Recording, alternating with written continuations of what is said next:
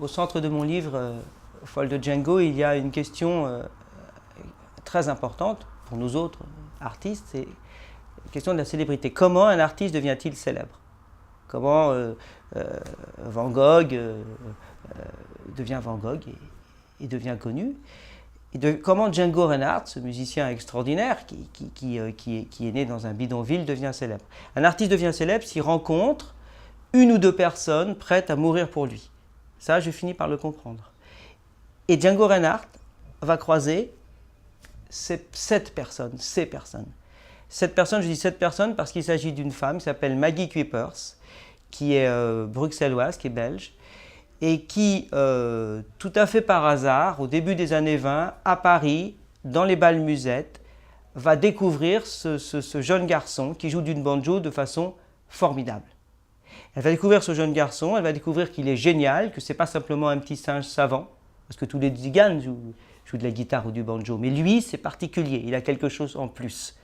Et donc, elle va tout faire pour qu'il soit connu. Et c'est cette histoire que j'ai choisi de raconter. C'est cette histoire que j'ai voulu raconter.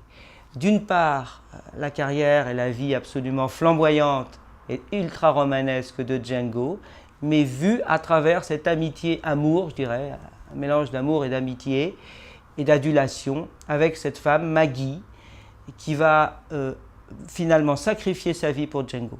C'est-à-dire que le moment où Django va devenir extrêmement célèbre, c'est l'occupation allemande. Il est tzigane, il risque sa vie. Et Maggie, cette femme qui fait partie de la résistance, va tout faire pour qu'il s'évade. Et en voulant sauver la musique de Django, sauver sa musique, elle va donner sa vie. Voilà. Donc ça, c'est la première partie du livre.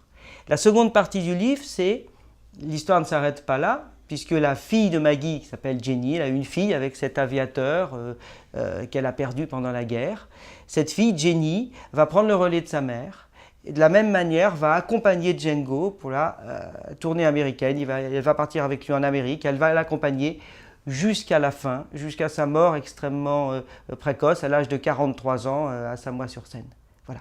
Donc, Folle de Django, c'est l'histoire de trois femmes parce que Jenny va avoir à son tour une fille qui va finalement nous permettre de connaître sa musique, permettre aux générations futures de connaître sa musique. C'est l'histoire de trois femmes au nom de symphonie, Maggie l'héroïque, Jenny la pathétique, Dina la fantastique, qui accompagnent Django Reinhardt de ses débuts jusqu'à la fin.